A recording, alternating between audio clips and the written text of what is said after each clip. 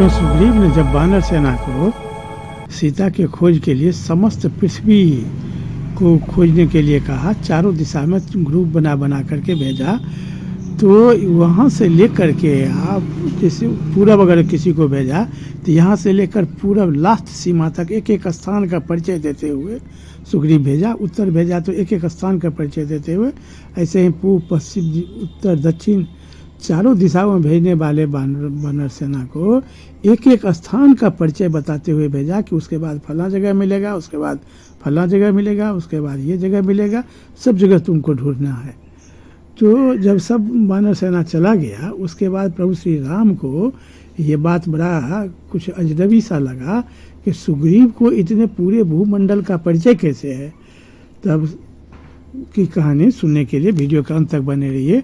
उस समस्त वानर युद्धपतियों को चले जाने पर श्री रामचंद्र जी ने सुग्रीव से पूछा, सखे तुम समस्त भूमंडल के स्थानों का परिचय कैसे जानते हो।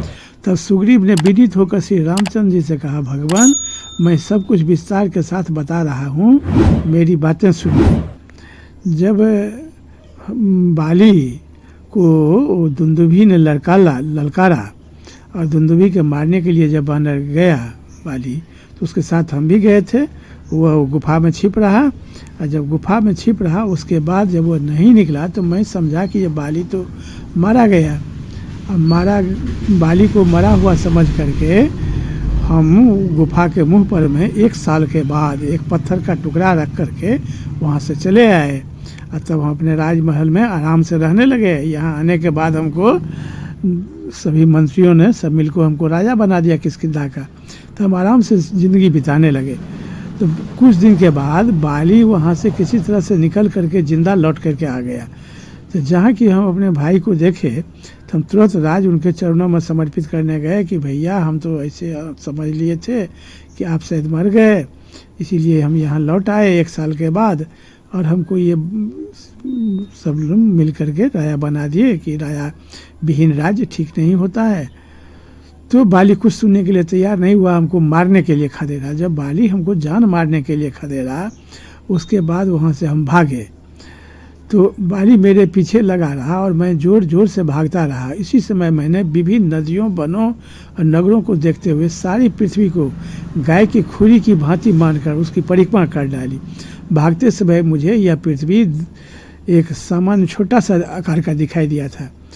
सबसे पहले मैं पूर्व दिशा में जाकर मैंने नाना प्रकार के वृक्ष, कंदराओं सहित रमणीय पर्वत और भांति भांति के सरोवर देखे। वहाँ नाना प्रकार के धातुओं से मंडित उदयाचल पर्वत, अप्सराओं का जित निवास स्थान और क्षीर सागर को भी मैंने दर्शन किया। उस समय बाली पीछा करते रहे और मैं भागता रहा। प्रभु जब मैं वहाँ फिर लौट कर आया तब बाली के डर से पुनः सहसा मुझे भागना पड़ा। उस दिशा को छोड़कर मैं पुनः दक्षिण दिशा की ओर भागा। वहाँ विंध्य पर्वत और नाना प्रकार के वृक्ष भरे हुए थे तथा चंदन के वृक्ष जिसकी शोभा बढ़ाते थे। वृक्षों और पर्वतों चोटियों को बारंबार बाली को देखकर मैंने दक्षिण दिशा छोड़ दिया तथा बाली के खदेड़ने पर पश्चिम दिशा की ओर भागा। वह नाना प्रकार के देशों को देखता हुआ मैं गिरिश्रेष्ठ अस्ताचल तक जा पहुंचा। वहां पहुंचकर मैं पुनः उत्तर दिशा की ओर भागा। हिमालय, मेरू पर्वत, उत्तर समुद्र तक पहुंचकर भी जब बाली के पीछा छुड़ाने का मुझे कोई उपाय नहीं रहा, तब परम बुद्धिमान हनुमान जी ने मुझसे कहे कि राजन, इस समय मुझे एक घटना का स्मरण हो आया है कि मतंग मुनि ने उन दिनों वानर राज बाली को श्राप दिया था कि यदि बाली इस आश्रम मंडल में प्रवेश करेगा तो उसके मस्तक के सैकड़ों टुकड़े हो जाएंगे। अतः वह निवास करना हम लोगों के लिए सुखद और निर्भय होगा। राजकुमार, इन निश्चय के अनुसार हम लोग ऋषिमुख पर्वत पर आकर रहने लगे। उस समय मतंग ऋषि के भय से बाली वहाँ प्रवेश नहीं किया। तो संपूर्ण सृष्टि में पूरा